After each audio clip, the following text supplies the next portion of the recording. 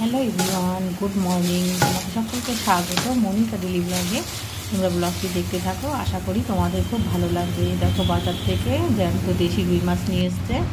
আর এখানে দেখো সকালবেলায় আমি রুটি আর আলু ভাজা সকালের টিফিন বানিয়ে নিয়েছি। এটা আমি খাবো, আর একটু পেঁয়াজও নিয়েছি সাথে। আর দেখো সকালবেলায় কেমন রোদ উঠেছে, এখন বাজে সকাল 10:30। আর এখানে দেখো মাছগুলো ভালো করে ধুয়ে নুন হলুদ মাখিয়ে নিয়েছি, রান্না করব। এদিকে দেখো কড়াইতে মুসুরির ডালও বসিয়ে দিয়েছি। আর বেসিংয়ে দেখো কত বাসন পড়ে রয়েছে, এই বাসনগুলো মেজে নিয়ে মাছগুলো ভাজবো। আর দেখো সকালবেলায় দোকান থেকে বাজার করে নিয়ে এসেছিলাম, সবজি বাজার। এই দেখো এখানে 11টি কলমি শাক নিয়ে এসেছিলাম, বেগুন, ঢেঁড়স, টমেটো, আলু, পেঁয়াজ, লঙ্কা আর রসুন, আদা আর শশাও আছে। আর দেখো ধনেপাতাগুলো কি টাটকা, ভীষণ টাটকা। ধনেপাতা সবসময় আমার লাগে, 12 মাস, শীতও লাগে গরমেও লাগে। এখানে এখন এই মাছগুলো সব ভেজে নেব। আর এখানে অনেকগুলো মাছ রয়েছে, সব মাছ রান্না করব না, অর্ধেকটা রান্না করব আর অর্ধেকটা রেখে দেবো।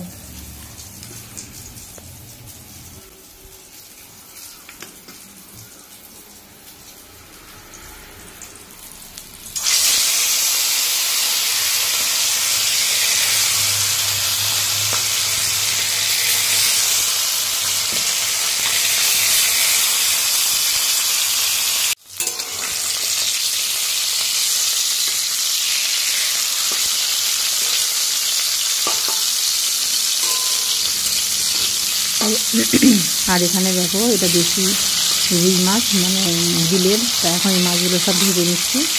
আর সব মাছগুলো ভেজে নিচ্ছি। আর ভিডিওটাই শুধু রান্নাই দেখালাম, কারণ আমার সকালে সব কাজকর্ম হয়ে গেছিল, ভীষণ ভালো ছিল। আমাদের যেখানে বাড়ি তার পাশে বিল আছে, সেই বিলের জ্যান্ত বেশি দেওয়া হয়নি বলে এই বিলের মাছ ভীষণ ভালো খেতে লাগে। আর ঝোলটা রান্না করলে না, আপনি যেরকমই ঝোল রান্না করো না কেন, খাওয়া দাওয়া করে দুজনে একটু ঘুরতে বেরিয়ে গেলাম।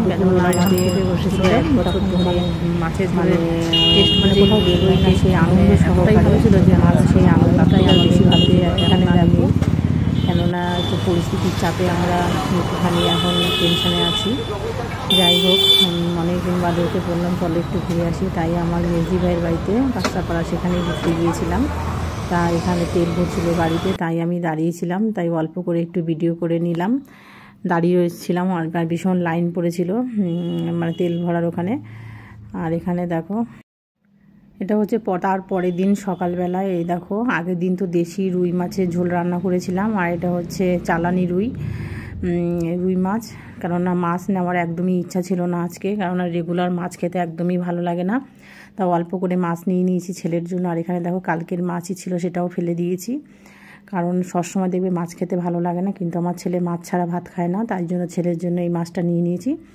আজকে রুই মাছের একটা ভালো রেসিপি রান্না করব, ওর মধ্যে টক দই দিয়ে দারুণ লাগে খেতে।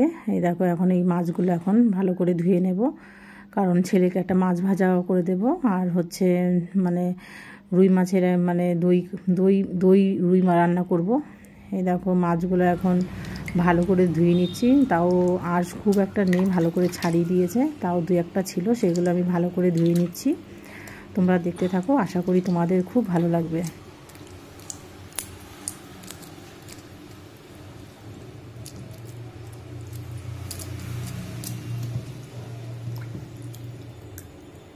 এই দেখো এই আমটা, এটা হচ্ছে অম্রপল্লী আম। এই আমটা গাছ থেকে পেরে নিয়ে আসলাম টক ডাল বানাবো বলে। আর এখানে যে লাল শাকটা কেটে দিয়েছি, আর ওখানে ঝিঙে আর ঢেঁড়স নিয়ে এসেছি। এখানে দেখো আম দিয়ে টক ডাল বানাচ্ছি, আর সকালে বানিয়েছিলাম ঝাল ডাল। আর এখানে মাছগুলো দেখো নুন হলুদ মাখিয়ে নিয়েছি। আর লাল শাকটা এখন বেছে নিয়ে ধুয়ে নেব, ভালো করে ধুয়ে নিয়ে তারপরে কাটবো।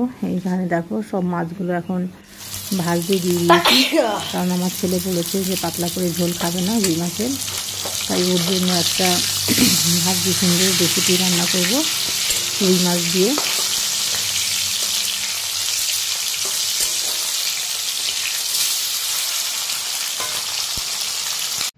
এখানে রুই মাছগুলো সব কড়া করে ভেজে নিয়েছি। আর এখানে দেখো একটা শুকনো লঙ্কা তেলে দিয়েছি আর কালো জিরে।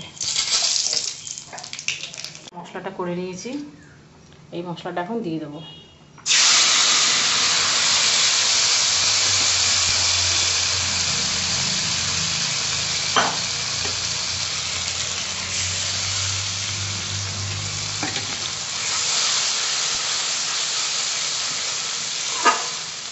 সমস্ত কিছু মশলা দিয়ে দেখো ভালো করে কষিয়ে নিচ্ছি, আর বেশি তেলও ছেড়ে দিয়েছে।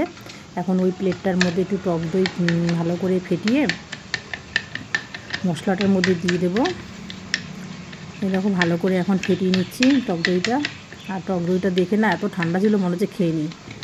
যাই হোক, দিয়ে দিলাম। এই দেখো এবার একদম গ্যাসটা আস্তে করে দিয়ে মশলাটা টক দইয়ের সাথে ভালো করে কষিয়ে নেব।